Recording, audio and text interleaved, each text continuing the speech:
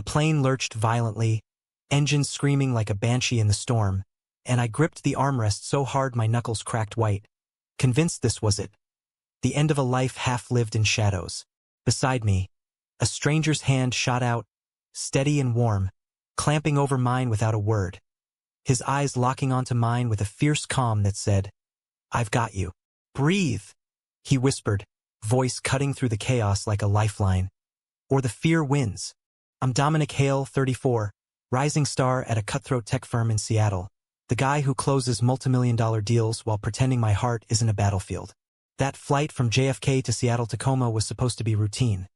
A red-eye after a brutal conference in New York, where I'd just tanked a pitch because my mind was elsewhere, tangled in the wreckage of a betrayal that still burned. My CFO, the one I'd mentored like a brother, had leaked our strategy to a rival, costing us the deal and half my team's jobs.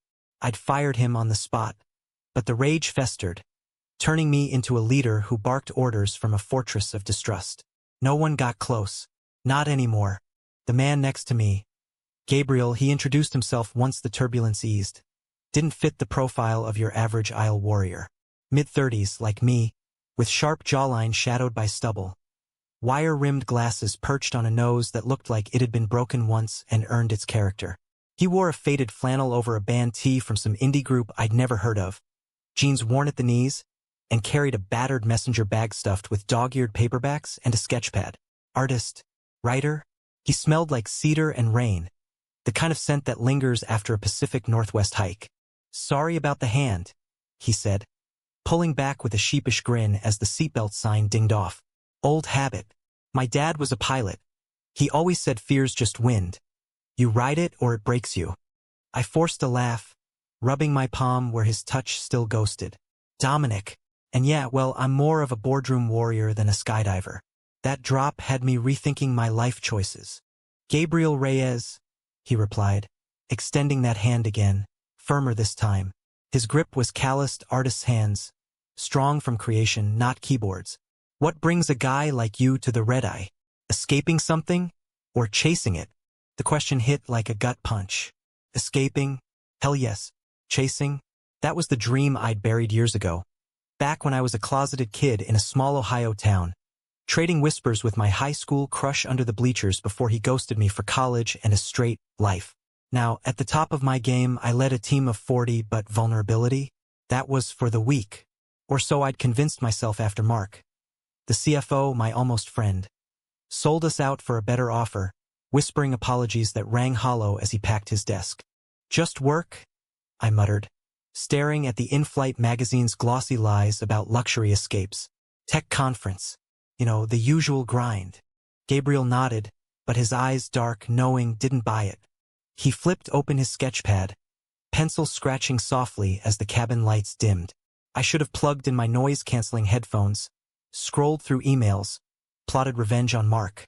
Instead, I watched his hand move, fluid and sure, coaxing a cityscape from blank page.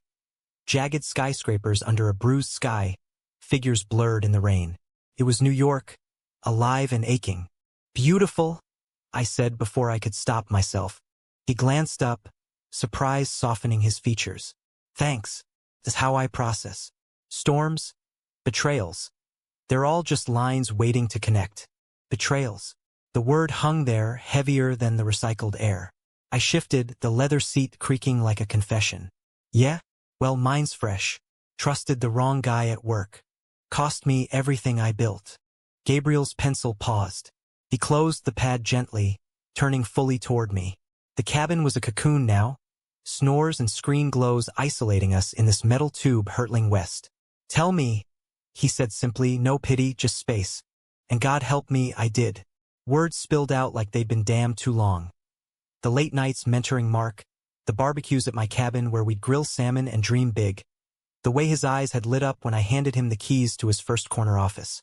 Then the email chain, leaked to our biggest competitor, the boardroom bloodbath where I stood alone, firing him while he mumbled about better opportunities.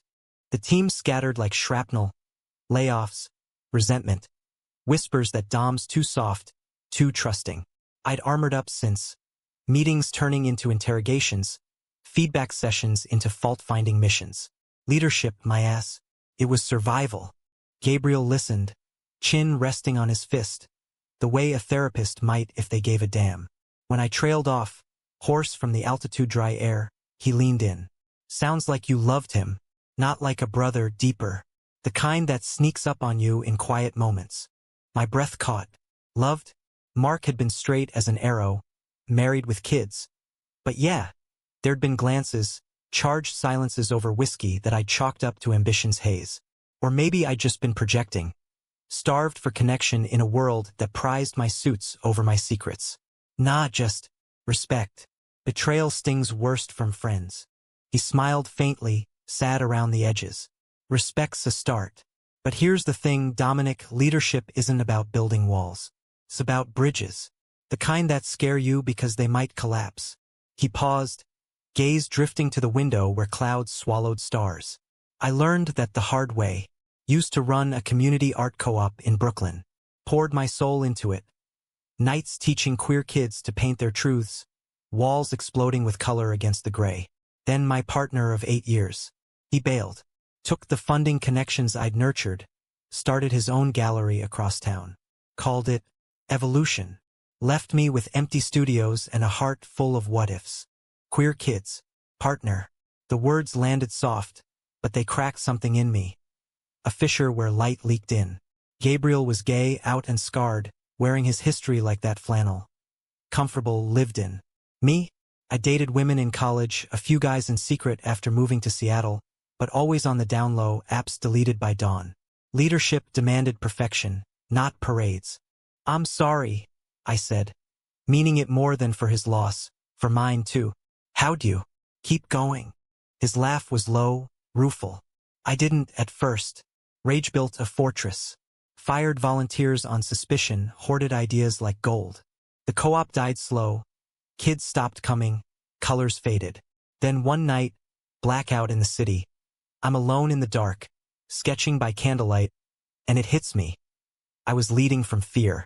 Betrayal taught me to hide, but hiding kills what you love. He tapped his temple. The unexpected advice? Vulnerability's your superpower, Dom. Not weakness. Share the scars, your team sees a man, not a mask. And in love? Same damn thing. You can't lead a heart if you're afraid to follow yours. The words burrowed deep, stirring dust in chambers I'd sealed shut. We talked through the night, whispers over lukewarm coffee.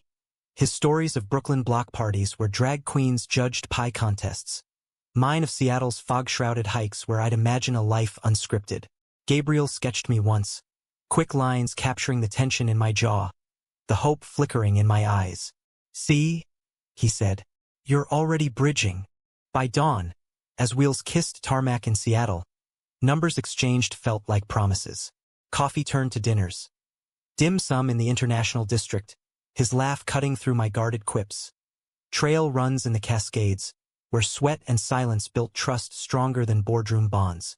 Gabriel challenged me, not with ultimatums but questions. What if Mark's betrayal was a gift? Forced you to see who you really are? I fell hard, the kind of love that sneaks up like Seattle rain. Steady, soaking, inevitable. He met my team at a casual happy hour, his easy charm thawing the ice I'd let form. Dom's the real deal. He told them over IPAs, no bullshit. He's got the vision. Now trust him with yours. Morale ticked up, ideas flowed freer. I started sharing more. My Ohio roots, the kid who'd hidden crushes in comic books. Feedback loops turned human. We brainstormed over potlucks, not PowerPoints. A new pitch landed, not because I was tougher, but because I was seen. But love's bridges sway in storms. 3 months in, Gabriel's ex resurfaced. Slick gallery owner with a silver tongue and old claims on his heart. I'd caught the texts first. Innocent meetups for closure. Then late nights discussing art. Jealousy clawed, but I armored up again. Silent accusations building like thunderheads. You're pulling away. He confronted one night in my kitchen. Rain lashing the windows, just like I did back then. Don't let fear win, Dom. The fight exploded, words like shrapnel. My accusations of repeating history, his pleas for space laced with hurt. You think leadership's easy? It's choosing every day to show up raw. He stormed out, leaving sketches scattered like fallen leaves. I spiraled, work fracturing under the strain. Team sensed it, the walls rising again, trust eroding. Mark's ghost laughed from the sidelines. Was this my inheritance? Betrayal's echo? Desperate, I flew back to New York, uninvited, heart pounding harder than that red-eye turbulence. The co-op was shuttered, but I found him on the rooftop of his old building. City sprawl at his feet, sketching under a sky bruised purple with dusk. Gabriel. My voice cracked, rain starting to spit. He turned, eyes guarded, pencil still. You came. Not a question, but a bridge extended. I stepped closer, thunder rumbling low. Your advice changed everything. At work, yeah, vulnerability rebuilt us. But you rebuilt me. I was scared of losing you, of being the guy who hides. Mark betrayed me, but I betrayed myself first. I'm done running. Tears mixed with rain on his face as he dropped the pad, pulling me into a fierce hold. Then stay, he murmured against my neck, and we'll build together, scars and all. We kissed there, salt and storm, the city indifferent below. Not fireworks, but foundation, human, flawed, enduring. Back in Seattle, I came out to the team over all hands. No fanfare, just truth. I'm gay. I've loved deeply, lost brutally. Lead with me, not behind walls. Applause rippled, real and ragged. Gabriel joined full-time, co-leading workshops on creative problem-solving. His sketches inspiring our next big pivot. Betrayal's sting faded, replaced by something fiercer. Grace. Leadership isn't invincibility. It's the courage to fall, hand outstretched, trusting someone will grip back. Gabriel taught me that on a plane hurtling through darkness. And in the quiet mornings now, coffee steaming as he sketches beside me, I know we're still riding the wind.